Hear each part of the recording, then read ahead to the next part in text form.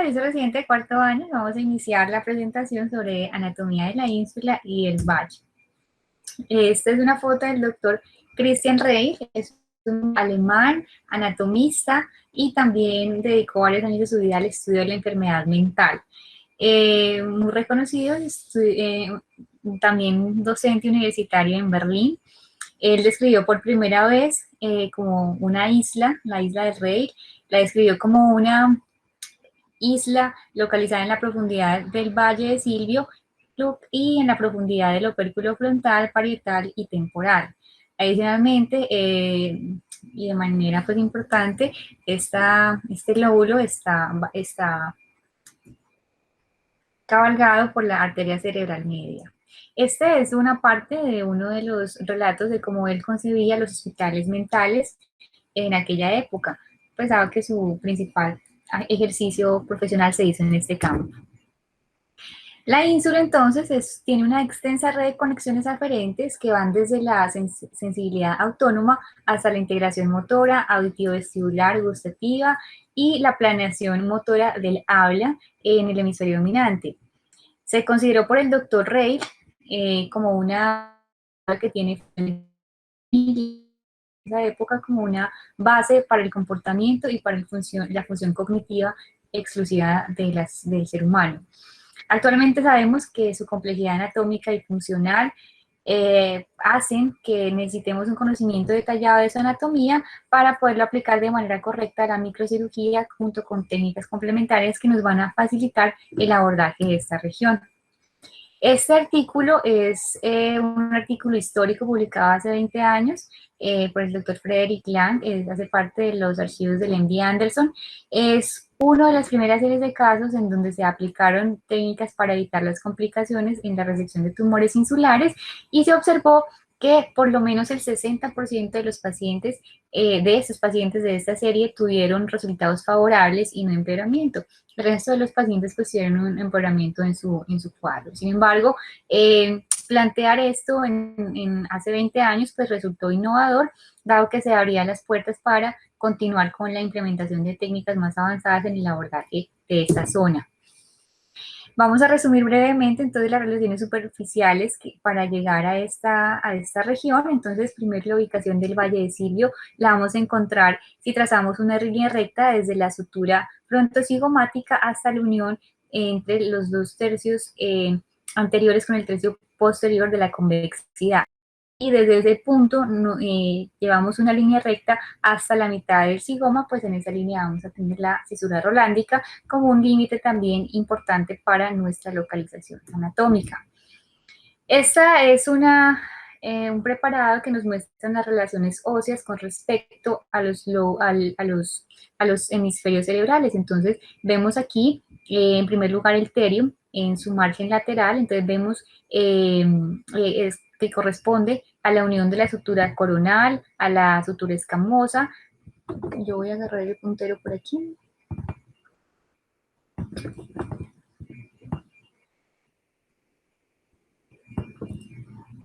Y también a la sutura frontoesfenoidal. Y en su extremo pues más medial y más interno, pues el ala mayor del esfenoides. Entonces esta unión nos va a generar el terio. Este punto es muy importante porque este es el inicio del brazo posterior del Valle de Silvio. Entonces, de aquí hacia atrás, siguiendo la misma línea de la sutura escamosa en su parte más superior y convexa, pues vamos a encontrar cómo discurre el Valle de Silvio. Inmediatamente la sutura escamosa desciende, podemos encontrar el inicio del giro supramarginal, que va a ser la continuación del giro temporal superior. Y pues en ese giro supramarginal pues vamos a encontrar la parte más posterior y la terminación de la sutura o del valle o de la fisura silviana. Nuevamente entonces 2 centímetros posteriores a esta sutura coronal y en una línea recta, pues si la trazáramos hacia el arco cigomático en su porción más intermedia, pues encontraríamos esta que sería la cisura rolándica. La cisura rolándica. Entonces, debajo de la estructura escamosa, ¿sí? Inmediatamente encajando en la superficie cóncava del ala mayor del esfenoides, entonces vamos a encontrar el lóbulo temporal. En esta parte encontramos entonces nuevamente el Valle de Silvio y de aquí hacia medial encontraremos la ínsula. Vemos acá ya sin huesito la estructura pues de la masa encefálica, es una gráfica de Netter. Entonces vemos el opérculo a través del cual vamos a llegar a la ínsula. Encontramos el giro frontal inferior, ¿sí? Que es nuestra primera marca, corresponde al labio superior del opérculo. En su parte más anterior, la pars orbitalis, en la parte intermedia, la pars triangularis, y en la parte posterior, la pars opercularis, antes de continuarse hacia atrás con su límite que sería el giro precentral. Esta se va a continuar posteriormente con el giro postcentral y finalmente el giro supramarginal, continuación del giro temporal superior, que van a corresponder o serán los límites del opérculo completamente. Si abriéramos esa región, el valle, por completo, ¿sí? Encontraríamos entonces la ínsula, que es el objeto pues, de la presentación, y esta va a tener unos límites, va a estar delimitada por un surco limitante, ese es su nombre, que va a discurrir en la parte más anterior y polar, la parte superior, y desde esta localización, donde vamos a encontrar los giros largos posteriores insulares, hacia el limen, el surco limitante inferior.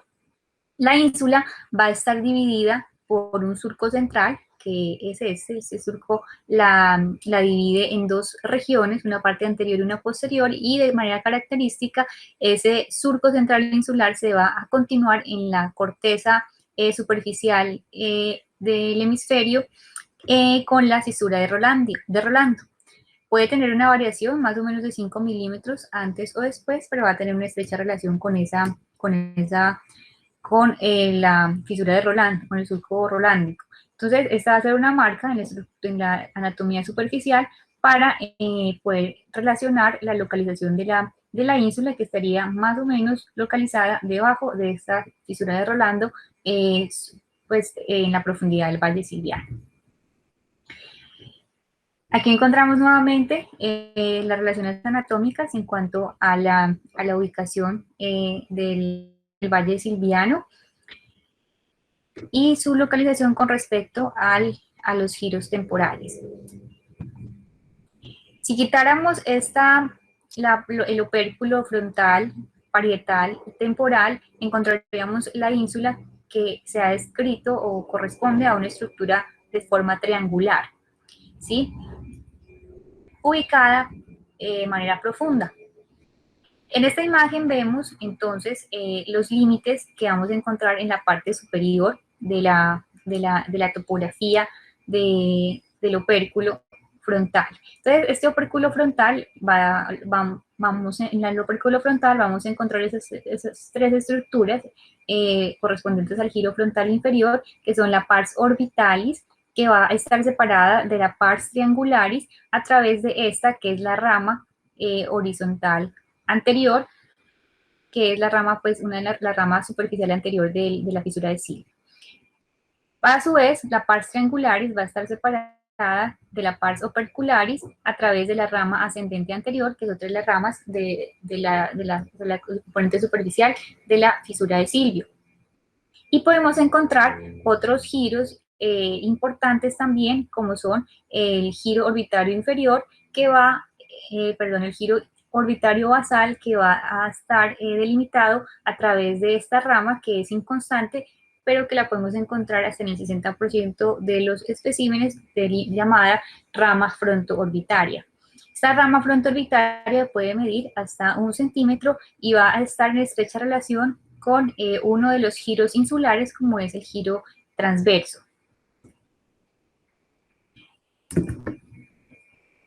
Entonces, como ya recordamos previamente en otras presentaciones, el Valle Silviano lo vamos a dividir en,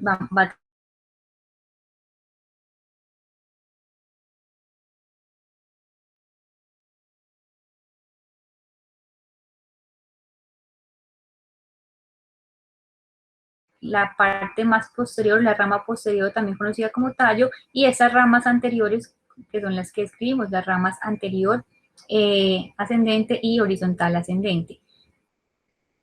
El tallo o la rama posterior va a iniciar en el proceso clinoideo anterior en el área frontobasal, ¿sí? Y se va a extender en la superficie en tres ramas, la rama horizontal, la rama ascendente anterior y la rama posterior. Esta imagen nos muestra precisamente ese proceso clinoideo anterior que va a delimitar el inicio del tallo del valle silviano. Y aquí inmediatamente, en relación con ese proceso clinoideo anterior, la arteria carótida interna con su relación lateral en cuanto al nervio óptico. Y nuevamente acá, pues, el ala del senoides. Bueno, entonces la parte superficial, como ya vimos, corresponde a ese tallo y a esas tres ramas silvianas, y vamos a encontrar un compartimiento profundo de ese valle silviano, entonces que lo vamos a encontrar hacia los labios del opérculo frontoparietal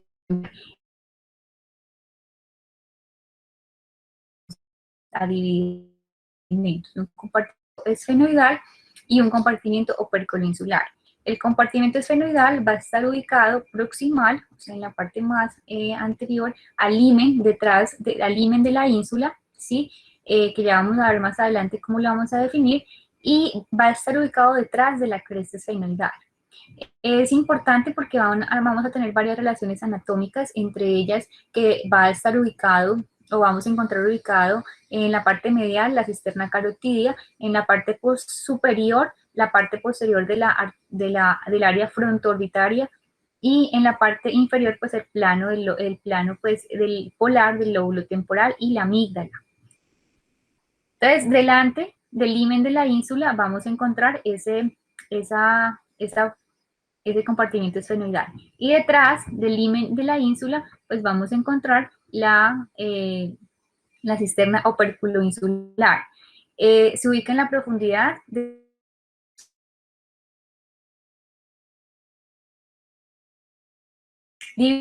a su vez en hendiduras. Se definen de acuerdo a la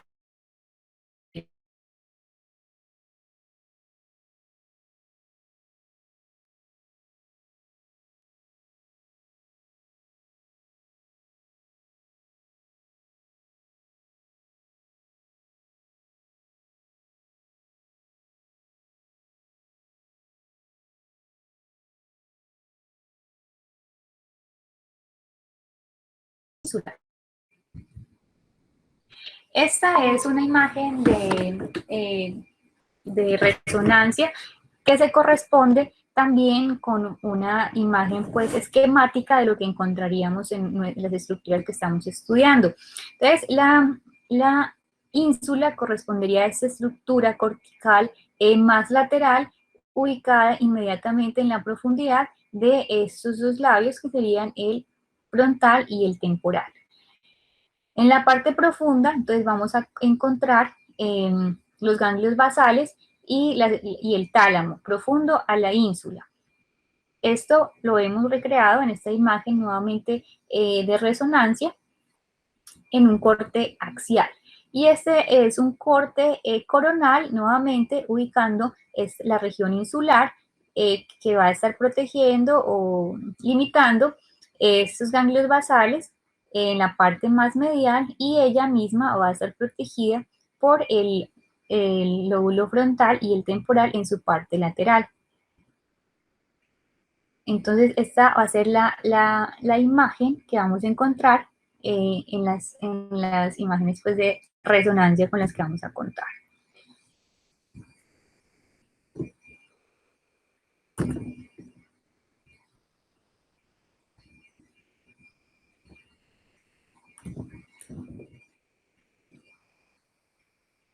Cuando abrimos entonces el valle silviano, para poder exponer la ínsula, necesitamos una apertura extensa que debe ir, ¿sí? Desde el inicio de las ramas ascendentes hasta la porción posterior del valle. El principal componente o la mayor apertura se produce con la retracción o que facilita pues la retracción de la pars triangularis.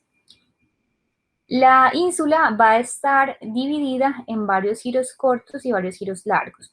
Entonces, la división más importante va a estar dada por este surco central, que se va a continuar hacia arriba con la cisura de Rolando, que va a ser pues nuestra marca superficial para llegar a la ínsula, o para ubicarnos en la ínsula.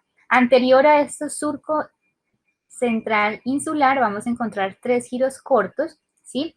Divididos pues o separados entre sí por surcos menores, y en la parte posterior un giro largo único, que en la parte posterior se va a dividir en 2 giros, un giro largo anterior y un giro largo posterior.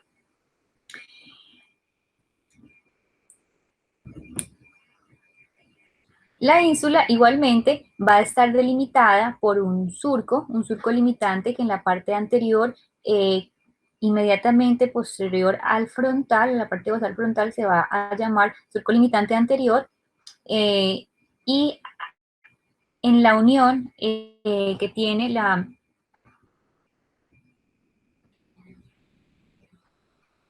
esos giros cortos anteriores y mediales, inmediatamente arriba vamos a encontrar el inicio del surco limitante superior. El surco limitante inferior va a iniciar inmediatamente, existe o se genera la intersección entre el giro, la proyección del giro temporal transverso a través del giro de Hertz en la parte posterior. Vemos acá, entonces, de forma más acercada, una imagen del limen insular, ¿sí? Y un giro más pequeño, unos giros más pequeños que son inconstantes, como son el giro accesorio y el giro transverso de la ínsula. Estos giros van a estar en estrecha relación con el lóbulo frontal, y la conexión de la ínsula, entre otras, va a estar dado a través de estos dos giros a la parte frontal basal. En esta imagen tenemos la relación que encontramos entonces de la ínsula con respecto a los ángulos basales. Entonces, inmediatamente posterior, ¿sí?, al surco central insular, en una línea recta, vamos a encontrar el foramen de Monro como una referencia anatómica. Encontramos entre ellos entonces el núcleo lenticular y el tálamo. En esta imagen también se quiere recrear la parte posterior de la ínsula como límite, ¿cierto? Y en este caso, entonces, mostramos el atrio inmediatamente posterior a esa estructura. Vemos acá nuevamente el foramen de Monro, ¿sí? En relación con el surco, en relación pues directa con el surco insular central, y la división pues de los giros cortos y los giros largos insulares. Tenemos acá la división de los núcleos basales y el tálamo. Entonces vemos esas estructuras inmediatamente internas a la corteza insular, y encontramos el claustro, la cápsula externa, el núcleo lenticular y el núcleo caudado, y la cápsula interna, tanto en sus brazos anteriores, la rodilla y el brazo posterior. E inmediatamente posterior encontramos el tálamo. Entonces, esas son las estructuras que vamos a encontrar en relación directa con la corteza insular y las que ella nos va a estar señalando. La ínsula, entonces, va a corresponderse con una corteza que mira lateralmente, ¿sí?, y forma la pared medial del compartimiento operculoinsular. Va a estar rodeando y separando los opérculos frontal, parietal y temporal por su surco profundo, y va a estar separado de todos ellos por el surco circular, o también conocido como el surco limitante, que fue el que les acabé de comentar. En el polo de la ínsula, ¿sí?, el polo de la ínsula va a estar dado por la convergencia de todos los giros cortos y la parte más lateral del limen. Entonces, el ápex, a su vez, va a corresponder a la porción más alta y prominente lateralmente de la ínsula, ¿no? Esta imagen entonces nos explica esta parte. El polo de la ínsula entonces se va a corresponder a la convergencia de estos tres giros cortos, ¿sí? Sin embargo, el polo va a tender a mirar hacia medial. En cambio, el ápex va a ser la parte más lateral y prominente de la ínsula, que igualmente se corresponde con la convergencia de estos tres giros cortos, pero que va a ser más lateral. El limen, a su vez, de la ínsula, entonces también corresponde al límite más inferior, pero anterior de la ínsula, tiene una forma de cresta elevada arqueada y nos va a delimitar los compartimentos esfenoidal y opérculo insular. Entonces este va a ser el límite entre estos dos compartimentos. Y va a estar ubicado o va a ir desde el polo temporal hasta la superficie orbitaria del frontal. El limen insular va a estar en estrecha relación con el fascículo uncinado. A través de él, entonces, vamos a encontrar este fascículo. Va a medir aproximadamente 2 centímetros. Y este limen de la ínsula se va a continuar medialmente para formar la sustancia perforada anterior, que no es más que una porción de tejido cerebral a través del cual las arterias lentículo-estriadas van a emerger desde M1 y M2 para ingresar a la corteza cerebral, entre ellos pues, e irrigar los ganglios basales. Esta imagen es para recrear el límite de la ínsula en su porción inferior con respecto al cuerno del temporal. Entonces vemos acá el cuerno del temporal completamente abierto y la cabeza del hipocampo descubierta. Si trazáramos una línea desde la parte posterior de la cabeza del hipocampo al surco limitante inferior de la ínsula, encontraríamos que más o menos existe una distancia de 1 centímetro, que es la distancia de seguridad entre estas dos estructuras. Vemos acá nuevamente las relaciones anatómicas que tiene el hipocampo, ¿sí? Hacia atrás, la fisura coroidea y el punto coroideo inferior, a través del cual van a emerger los vasos coroideos anteriores. Esta imagen nos muestra además la relación que tiene el limen de la ínsula, ¿sí? Con la localización, localización del área de la sustancia perforada anterior y los primeros vasos más laterales de las arterias lenticuloestriadas. Esta imagen nos muestra nuevamente la emergencia de la arteria cerebral media a través inmediatamente del borde inferior de la ínsula, en este caso a través del limen insular, y en esta región es donde va a ocurrir vamos a observar la rodilla que genera la rotación de la arteria cerebral media para ascender, ¿sí? Después de que la arteria cerebral media genere esta rodilla y asciende, entonces vamos a encontrar la porción M2 de esta arteria, que va a estar dado específicamente por el límite que es el limen insular.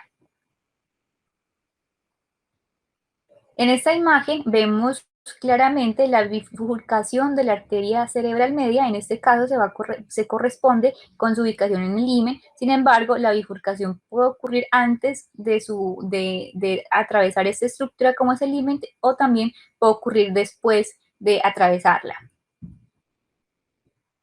Esta imagen es para mostrarles cómo de manera característica los ápices de los tres pars del giro frontal inferior nos pueden señalar los giros cortos insulares, específicamente el giro anterior corto, hacia el cual van a estar señalando las tres. Y si nosotros disecáramos la rama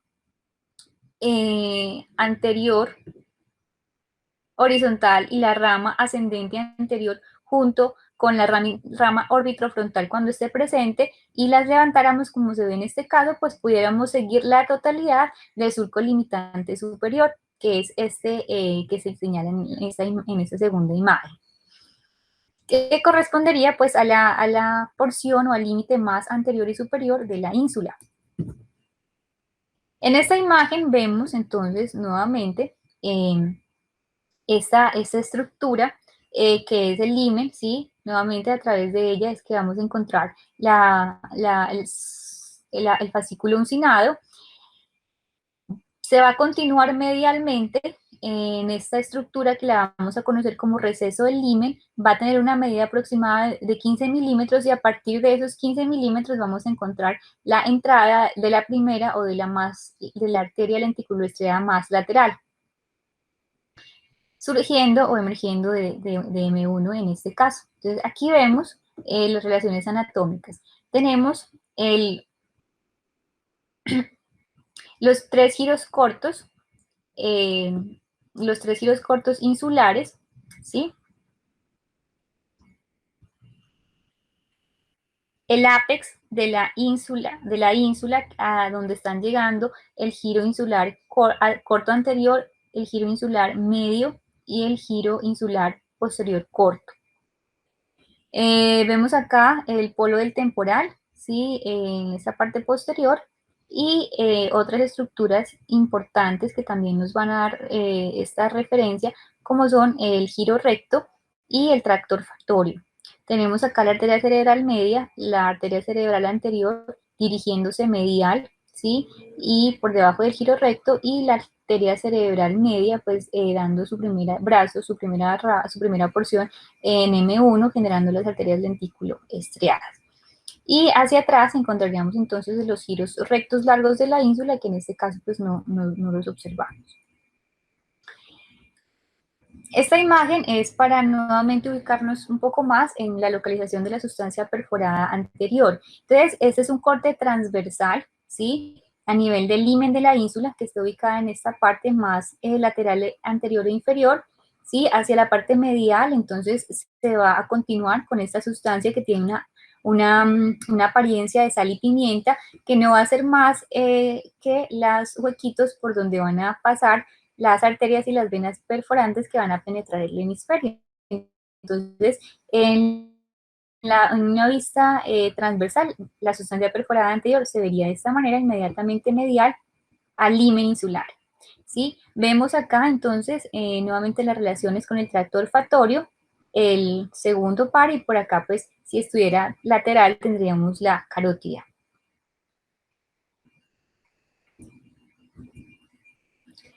Vamos entonces a hablar un poco de las relaciones vasculares. Entonces, para empezar, tenemos que observamos acá la arteria cerebral, la arteria carótida interna en su paso a la cisterna óptico-carotidia. Tenemos acá entonces ubicado el segundo par craneal e inmediatamente su bifurcación en la arteria cerebral anterior, ¿sí? Y la cerebral media. La primera porción inmediatamente hasta lo que sería el limen insular, en donde la arteria cerebral media daría un giro brusco, generalmente de 90 grados a nivel del limen para generar la porción M2. Este es un corte coronal en donde podemos entender un poco mejor estas relaciones. Entonces tenemos la arteria carótida interna, lateral al segundo par, su división inmediatamente en arteria cerebral anterior y arteria cerebral media. Vemos aquí la primera porción que sería M1, que va desde la bifurcación hasta el limen insular, y aquí generando las arterias lentículo-estriadas, que son las que de las que hablamos hace un momento. La primera arteria lenticuloestriada entonces se va a generar o va a salir más o menos un 1.5 centímetros medial al limen insular, por donde vamos a encontrar pues esa área de seguridad. Y inmediatamente la arteria cerebral media gira para bordear la ínsula, pues vamos a encontrar ese como el límite que nos va a delimitar M2. Vamos a encontrar entonces acá en esta imagen también nos muestran los brazos o las ramas de la arteria cerebral media en su porción M2 que van a salir a través pues, de los labios operculares y son las que vamos a conocer como las ramas M3, la porción M3. Y finalmente en esta porción más posterior y la parte casi final de la M2, vamos a conocer ese punto como el punto silviano. Es el punto que se corresponde con la rama más posterior de M2 que se aleja de la superficie insular hacia la convexidad lateral.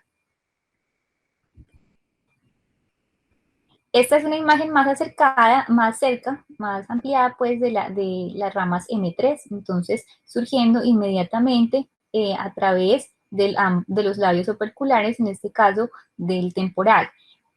Vemos aquí el giro temporal transverso, que es en su porción más anterior forma el giro de Hertz. El giro de Hertz se va a continuar de manera posterior, ¿sí? Perdón, de manera más anterior y medial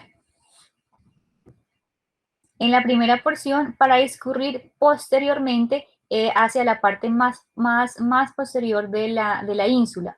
La continuación del giro de Hertz en la parte posterior nos va a delimitar el límite posterior de la ínsula. En el punto en donde este giro converge con el límite posterior de la ínsula, entonces vamos a encontrar el límite entre el surco limitante inferior y el surco limitante superior. Esta foto hace referencia al compartimiento esfenoidal del Valle de Silvio, en donde de manera característica lo que vamos a encontrar pues va a ser las relaciones anatómicas entre el segundo par y la carótida interna. Finalmente tenemos las arterias corticales, que van a ser las ramas de todas esas M3 que vimos emergiendo a través del opérculo. Y aquí vamos a encontrar, en primer lugar, la arteria orbitofrontal, que nos va a irrigar las estructuras del giro frontal inferior, como son especialmente la pars orbitalis, opercularis y triangularis. Tenemos la rama prefrontal, que es esta rama que vemos aquí inmediatamente arriba de la vena silviana superficial, la arteria precentral y central en relación con el giro precentral, y las arterias parietales anteriores y posteriores, junto con las arterias angulares temporoccipitales, temporal posterior, media y anterior, y finalmente la arteria temporopolar. Nos va a irrigar pues la parte más anterior del temporal. Si abriéramos este opérculo, lo que vamos a encontrar es esto, y lo que nos va a permitir ver esta imagen es la división de los troncos de la arteria cerebral media. Entonces, vamos a encontrar un tronco superior y un tronco inferior. Entonces, el tronco superior de la arteria cerebral media, que puede producirse o puede ocurrir antes o después de su paso por el limen insular, nos va a generar las arterias o se va a dividir en la arteria orbitofrontal, la arteria prefrontal y la arteria precentral alrededor del polo de la ínsula. Por su parte, el tronco inferior va a dividirse a lo largo del giro largo posterior y de la parte polar y más inferior de la ínsula para darnos las ramas parietales, central y angular, que son las que nos van a irrigar la parte más posterior de la ínsula. La irrigación insular, entonces, se va a producir de esta manera. Ese tronco superior que está para esta imagen marcado en rojo, pues de la arteria cerebral media, va a irrigarnos los giros cortos, o sea, la parte más anterior de la ínsula, el giro corto anterior, medio y posterior. Esta área sombreada en verde va a estar irrigada por el tronco inferior de la cerebral media, y va a haber un área mixta que está marcada en marrón o café, que va a estar irrigada por brazos tanto del tronco superior como del tronco inferior de la media. En esta imagen de acá lo que vemos es el porcentaje o la frecuencia de la irrigación por cada una de estas arterias, de acuerdo pues a la localización, que es ampliamente variable. La arteria cerebral media se va a bifurcar en el limen insular, generalmente entre 1 y 6 ramas hemodosinsulares, que se van a superponer a la superficie insular y van a irrigar pues toda esta región. Las arterias lenticuloestriadas, ¿sí?, laterales, van a irrigar esos ganglios basales, incluyendo la cápsula interna, el putamen y el globo pálido, que se encuentran inmediatamente en la profundidad y medial a la cara pues de la ínsula. Vamos entonces a continuar con, con el drenaje venoso. El drenaje venoso de esta zona va a estar dado específicamente por dos estructuras grandes. La primera va a ser la vena silviana superficial, que es la vena silviana más grande que observamos en el valle generalmente. Esta vena va a drenar toda la irrigación superficial lateral del hemisferio de los lóbulos frontal, parietal y temporal a través de las venas frontosilvianas y temporosilvianas. La vena frontosilviana va a estar encargada específicamente de ese giro frontal inferior y las venas temporosilvianas del giro temporal superior. Van a desembocar entonces en esta vena, en la vena silviana superficial, que finalmente va a ir a desembocar en el seno esfenoparietal, el cual va a atravesar o va a estar atravesando la cresta esfenoidal. Las venas temporosilvianas, ubicadas en la parte más posterior a su vez, en general van a desembocar en la vena de la B.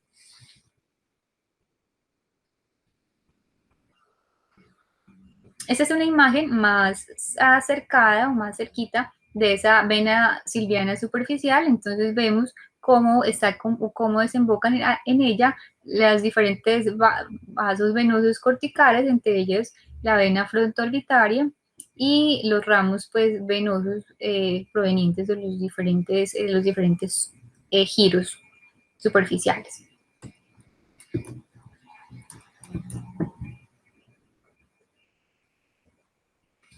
En esta imagen vemos nuevamente los diferentes afluentes frontosilvianos de la vena silviana superficial que drenan pues los giros insulares cortos y medios. Entonces, la mayoría de la irrigación, del drenaje venoso de la ínsula no se va a dar a esta vena silviana, que como vimos característicamente lo que hace es drenar la cara lateral del, del hemisferio pues, correspondiente. La ínsula el drenaje insular que va a drenarse a esa vena silviana va a corresponder aproximadamente a un 30%. El resto del drenaje venoso va a ocurrir o va a darse al sistema venoso profundo a través de la vena cerebral media profunda. En esta imagen vemos nuevamente entonces el giro temporal superior, ¿sí? Y el giro temporal inferior dividido pues en diferentes parts, entre ellas las partes triangulares. Y en la profundidad vemos entonces los giros cortos insulares, ¿sí? En la parte más anterior, y los giros largos, ¿no? Los giros largos en donde se retratan un poco más las estructuras vasculares, vemos de manera un poco más detallada esos giros cortos insulares, ¿sí? Aquí sería el surco central insular y esta parte, sobre todo la más anterior y periférica, correspondientes pues a la parte más anterior, estarían drenándose a esta vena silviana superficial, que como les dije, corresponde a la minoría del drenaje venoso de la ínsula. La mayoría, por ejemplo, en la mayoría o la mayor parte del drenaje venoso insular, especialmente los giros largos, este sería el giro largo anterior, el giro largo posterior, el limen y el polo, van a estar drenados hacia el sistema venoso profundo. Aquí vemos nuevamente la bifurcación de la arteria cerebral media en su límite con el límite insular. Resaltar nuevamente ese drenaje venoso escaso que ocurre hacia esa vena sylviana superficial a través de algunos afluentes venosos como son las venas insulares precentrales, como se marcan o como se demarcan en esta imagen. Vemos nuevamente la relación que tiene la ínsula con estas estructuras vasculares. En este caso estamos viendo el giro corto posterior ubicado en esta región, el giro corto medial y el giro corto anterior de la ínsula. Hacia esta región estarían ubicados los dos giros largos, nuevamente la arteria cerebral media emergiendo a través del limen insular. Aquí encontraríamos el giro transverso en su relación con el giro frontal inferior. Estas son el diagrama del sistema de drenaje venoso superficial y profundo de la ínsula. Entonces tenemos en morado, ¿sí? Descrito específicamente las estructuras o compartimentos que van a estar drenados por el sistema venoso profundo, específicamente por la vena cerebral media profunda. En azul corresponde a la minoría, va a representarnos las áreas que van a drenar al sistema venoso superficial, y el resto corresponde a un drenaje mixto, pero que en su mayoría van a terminar de todas maneras desembocando en el sistema profundo, como es la vena cerebral media. Esta imagen nuevamente nos muestra cada una de las venas, cómo se localizarían o cómo se ubicarían con respecto a la ínsula. Y de manera característica, el limen de la ínsula sí va a drenar casi exclusivamente al sistema venoso profundo.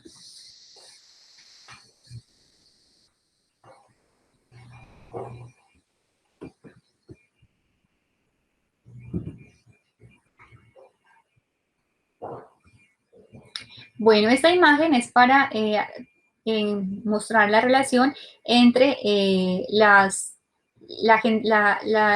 el origen de las arterias lenticuloestriadas, que se originan generalmente en M1 antes de la bifurcación, sí, pero pueden ocurrir después, pero generalmente ocurren en M1 antes de la bifurcación, en su relación con la vena cerebral media profunda, que va a estar recibiendo la sangre de las venas insulares posteriores y de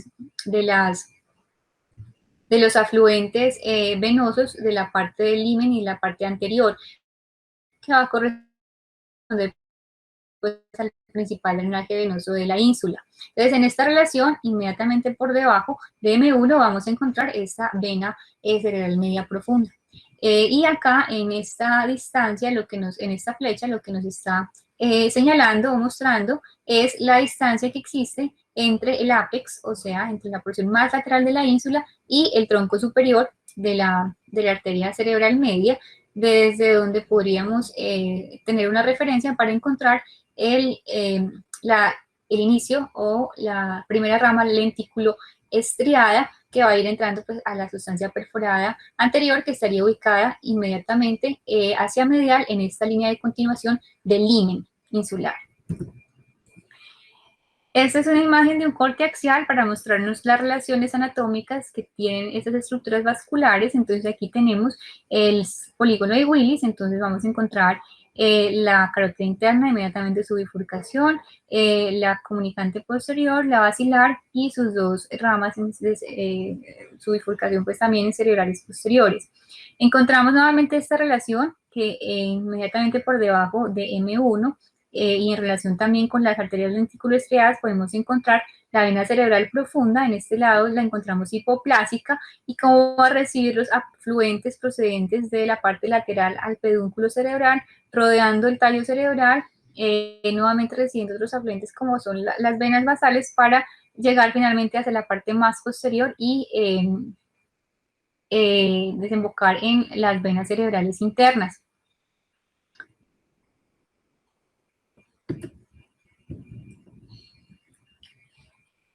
Esto nos permite entonces entender nos permite tener una aproximación de cómo vamos a abordar las diferentes lesiones en estas ubicaciones, especialmente en lo que tiene que ver pues, con lesiones vasculares y tumorales. Entonces, nuevamente recordamos el opérculo, vamos a encontrar varias estructuras que nos van a delimitar, nos van a enmarcar un contexto de mortalidad en esos pacientes, específicamente lo que tiene que ver con el lenguaje, el área motora y las regiones o las áreas de asociación. Nuevamente, inmediatamente por debajo de la corteza insular vamos a encontrar los ganglios basales y el tálamo, estructuras pues completamente elocuentes. Esta imagen nos da una aproximación de de una de las clasificaciones, la clasificación de Berger, para clasificar, por ejemplo, las lesiones tumorales. Entonces encontramos 4 zonas. La zona 1, con respecto a una línea trazada a través del eje del foramen de Monro y el valle silviano. La zona 1 la vamos a encontrar localizada a nivel de la pars triangularis y opercularis y va a tener una estrecha relación con la morbilidad del lenguaje. La parte posterior o zona 2 va a estar relacionada con el área motora y las zonas, y va a ser la que más frecuentemente va a estar afectada por las lesiones tumorales especialmente. Y en relación con el valle silviano a nivel inferior y posterior vamos a encontrar la zona 3 y en su parte anterior al monro e inferior a la fisura la zona 4, que van a estar en relación con el giro temporal inferior y la parte más inferior de la ínsula que se relaciona en mayor medida con el paso, con el relevo del tracto corticoespinal. Múltiples conexiones de red incluyen la ínsula tanto en el hemisferio dominante y no dominante. En el hemisferio dominante la principal dificultad va a corresponder al lenguaje y en ambos hemisferios pues al comportamiento a los tractos motores. ¿Sí? Sin embargo, no solamente eso va a corresponder o tiene que ver con nuestro estudio, dado que otras ámbitos como son la sensibilidad y las conexiones límbicas y cognitivas pueden tener estrecha relación tienen estrecha relación con esta área. La ínsula va a recibir información sensitiva tanto de aferentes talámicos como corticales. Y es por ello que tiene una función olfativa, gustativa, visual, auditiva y también somatosensorial. Las proyecciones sensoriales organizadas que llegan a ella lo hacen de manera topográfica, sin embargo, ninguna tiene una modalidad puramente sensitiva. Por lo tanto, conocemos o se ha establecido esta región como un sitio de integración multimodal que nos permite la integración tanto de los componentes sensitivos como motores. Tenemos varias proyecciones desde la región orbitofrontal y el cíngulo que nos van a dar o van a explicar muchas de los comportamientos asociados a la recompensa, al impulso y a la motivación, y las conexiones al sistema límbico nos van a explicar otros comportamientos, sobre todo los que tienen que ver, y otras reacciones como las que tienen que ver con el miedo y la ansiedad. Este control va a estar estrechamente asociado a sus conexiones con la amígdala, el tálamo en su región dorsomedial, el hipotálamo, la estrella terminal y el giro parahipocampal. Vamos a tener dos tipos de fascículos. Los primeros van a ser los fascículos operculares y los segundos van a ser los fascículos que atraviesan la ínsula. Los fascículos operculares entonces hacen referencia a esa corteza de asociación entre el frontal y el temporal. El primer fascículo va a ser el fascículo longitudinal superior y otros fascículos un poco más secundarios en cuanto a su elocuencia pues van a ser el fascículo longitudinal medial, que es este amarillo que vemos acá, y el fascículo frontal oblicuo. Los fallos que atraviesan la ínsula, entonces, van a corresponder en gran medida a estos dos, el fascículo fronto-occipital inferior y el fascículo uncinado. El fascículo longitudinal superior, entonces, va a tener un segmento horizontal, otro vertical y un fascículo arcuato. Este fascículo está implicado en los procesamientos finales del lenguaje, especialmente en la parte de la producción. Y lo que encontramos con una lesión en este fascículo va a ser una alteración en la producción de los sonidos, evidente a través de disartria o la presencia de anartria, por ejemplo. La importancia funcional, entonces, la podemos resumir de la siguiente manera. Tenemos aferencias sensoriales integradas del tálamo y áreas implicadas en el procesamiento emocional importantes. Las aferencias del tálamo que van a llegar a la amígdala van a transmitir no solamente la sensibilidad del gusto o el olfato, sino también sensibilidad autonómica, entre ellos lo que tiene que ver con el control de la presión arterial y el control de la oxigenación sanguínea. Además, pues del hambre y la sed. Va a ejercer también un control positivo y negativo de las emociones a través de sus conexiones con la amígdala. Y no está claro su papel y sin embargo, a pesar de que tiene un rol predominante en ese control de las emociones, no está claro si lo que ayuda es a promover o aumentar el miedo o a inhibir, por ejemplo. Esto no sé, hasta la fecha los estudios que tenemos tienen que ver con el estudio de tractografía realizados en animales y en imágenes de resonancia. Sin embargo, pues aún no tenemos claridad en cuanto a las conexiones de las conexiones de la ínsula. También tenemos aferencias sensoriales y límbicas, que lo que se ha visto en animales que le puede asignar relevancia a las diferentes o importancia a los estímulos sensoriales que se obtienen de manera periférica. Y esto es importante porque se han reportado casos de lesiones isquémicas en la ínsula, en donde los pacientes no pueden reconocer, por ejemplo, los sabores, o inclusive pueden tener alteraciones más severas como la disociación del dolor, en el cual los pacientes reconocen que tienen dolor, pero no pueden tener una respuesta negativa o adaptativa adecuada a ese estímulo, como por ejemplo retirar pues la mano o alguna parte del cuerpo del estímulo nociceptivo. La ínsula anterior también se ha asociado con una activación emocional consecuente con la emoción de los otros, y eso se ve pues lo que conocemos como empatía. Las personas igualmente que se ha observado que personas que tienen lesiones isquémicas en la parte anterior de la ínsula pueden ser indiferentes o pueden desarrollar otros. Hablamos del procesamiento del habla y el lenguaje, que este va a estar estrechamente relacionado con el fascículo uncinado y el fascículo occipitofrontal inferior, que tienen una extensión subcortical a través de la ínsula y, como ya vimos, pues especialmente a través del limen insular, que es por donde va a discurrir este fascículo uncinado. Es por ello que el abordaje pues a estas áreas pues tiene que, entre otros aspectos, tener un adecuado